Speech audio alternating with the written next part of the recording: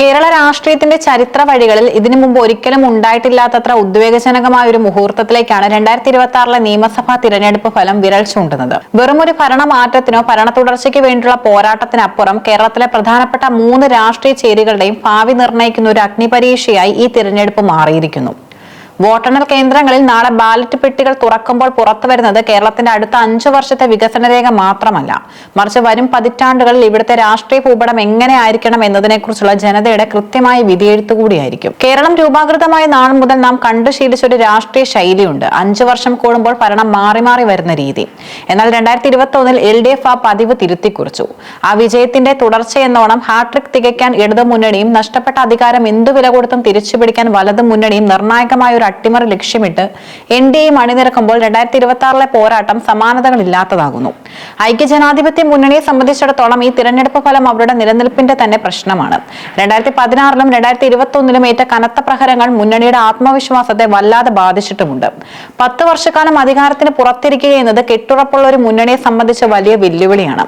ഇത്തവണയും പരാജയപ്പെടുകയാണെങ്കിൽ മുന്നണിയിലെ പ്രധാന ഘടകകക്ഷികളായ മുസ്ലിം ലീഗ് ഉൾപ്പെടെയുള്ള പാർട്ടികൾക്ക് മുന്നണിയിൽ തുടരുന്നത് പ്രായോഗികമായി പ്രയാസകരമാകും.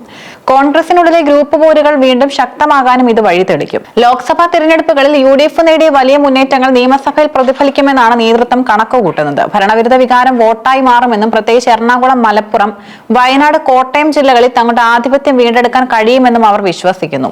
85 സീറ്റുകൾ എന്ന മാന്ത്രിക സംഖ്യ കടക്കാനാണ് കോൺഗ്രസ് പദ്ധതിയിടുന്നത്.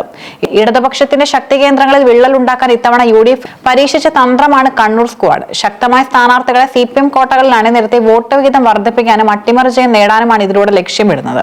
CPM-നും ഇടതുമുന്നണിക്കും കേരളം എന്നത് കേവലം ഒരു സംസ്ഥാനമല്ല, മറിച്ച് അവരുടെ രാഷ്ട്രീയ വേരുകൾ പടർന്നു നിൽക്കുന്ന ഏക കരുത്തുള്ള തറവാടാണ്. തുടർച്ചയായ 3ാം തവണയും അധികാരത്തിൽ എത്തുക എന്നത് കേരള ചരിത്രത്തിൽ ഇന്നേ വരെ ആർക്കും സാധിക്കാത്ത കാര്യമാണ്.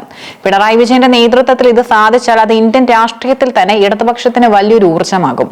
ബംഗാളും ത്രിപുരയും കൈവിട്ട സാഹചര്യത്തിൽ കേരളത്തിലെ ഭരണം നിലനിർത്തുക എന്നത് CPM-ന് ദേശീയ തലത്തിൽ നിലനിൽക്കാൻ അത്യന്താപേക്ഷിതമാണ്. സർക്കാരിന്റെ വികസന പദ്ധതികളും ക്ഷേമ പ്രവർത്തനങ്ങളും വോട്ടായി മാറുമെന്ന് LDF ഉറച്ചു വിശ്വസിക്കുന്നു. എന്നാൽ ഭരണവിരുദ്ധ വികാരം നിശബ്ദമായി പ്രവർത്തിക്കുന്നുണ്ടോ എന്ന ഭയം നേതൃത്വത്തിനുണ്ട്. കൊല്ലം, തൃശൂർ, കണ്ണൂർ ജില്ലകളിൽ തങ്ങളുടെ കോട്ടകൾ തകരില്ലെന്ന് ഉറപ്പിക്കാൻ അവർ കിടഞ്ഞു പരിശ്രമിക്കുകയാണ്.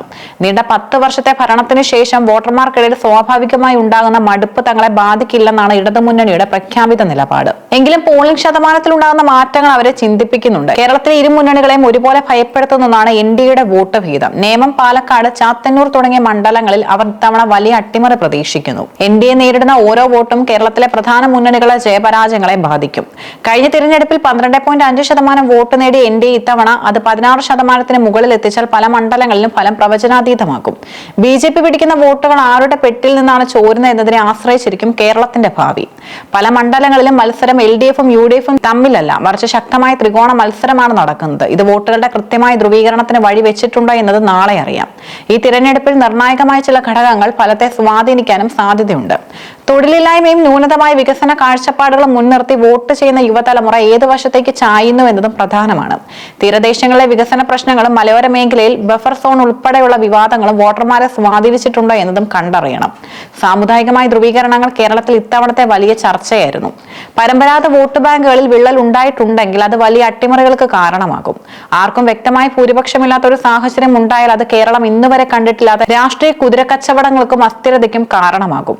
ചെറിയ കക്ഷികൾ പോലും അത്തരമൊരു സാഹചര്യത്തിൽ രാജാക്കന്മാരായി മാറിയേക്കാം. നാളെ രാവിലെ 8 മണിക്ക് പോസ്റ്റൽ വോട്ടുകൾ എണ്ണി തുടങ്ങുന്നതോടെ കേരളത്തിന്റെ വിരലുകൾക്ക് തുടിപ്പേറും. ഓരോ റൗണ്ട് കഴിയുമ്പോഴും മുന്നണികളുടെ നെഞ്ചിടിപ്പ് വർദ്ധിക്കും. ഇത് കേവലം ഒരു വോട്ടെണ്ണലല്ല, മറിച്ച് കേരളത്തിന്റെ രാഷ്ട്രീയ സംസ്കാരത്തിന്റെ ഒരു പുതിയ അധ്യായത്തിന്റെ തുടക്കമാണ്. UDF ജയിച്ചാൽ അത് കോൺഗ്രസിന്റെ തിരിച്ചുവരവും മതനിരപേക്ഷ രാഷ്ട്രീയത്തിന്റെ വിജയവുമായി അവർ ഉയർത്തിക്കാട്ടും. LDF ജയിച്ചാൽ അത് കേരള രാഷ്ട്രീയത്തിൽ ഒരു റെക്കോർഡായി മാറും. പിണറായി വിജയൻ എന്ന നേതാവിന്റെ അജേയത ഉറപ്പിക്കപ്പെടും. BJP നേട്ടമുണ്ടാക്കിയാൽ കേരളം ദ്വിമുഖ രാഷ്ട്രീയത്തിൽ നിന്നും ത്രിമുഖ രാഷ്ട്രീയത്തിലേക്ക് പൂർണ്ണമായും ചുവട് മാറ്റിയെന്ന് കരുതേണ്ടി വരും. അഴിമതി ആരോപണങ്ങൾ, വികസന മുദ്രാവാക്യങ്ങൾ, വർഗീയ ചേരിതിരിവുകൾ, വ്യക്തിപരമായ അധിക്ഷേപങ്ങൾ ഇതെല്ലാം കലർന്നൊരു തിരഞ്ഞെടുപ്പ് പ്രചാരണത്തിനൊടുവിൽ ജനങ്ങൾ നൽകിയ വിധി എന്താണെന്നറിയാൻ ലോകമെമ്പാടുമുള്ള മലയാളികൾ കാത്തിരിക്കുന്നു. വോട്ടെണ്ണൽ കേന്ദ്രങ്ങളിൽ നാളെ വിരിയുന്ന സൂര്യോദയം ആർക്കു വേണ്ടിയുള്ളതാകുമെന്ന് നമുക്ക് കാത്തിരുന്ന് കാണാം. കേരളം എന്ന ദൈവത്തിന്റെ സ്വന്തം നാടിന്റെ ഭാഗധേയം ഇനി ബാലറ്റുകൾ പറയും.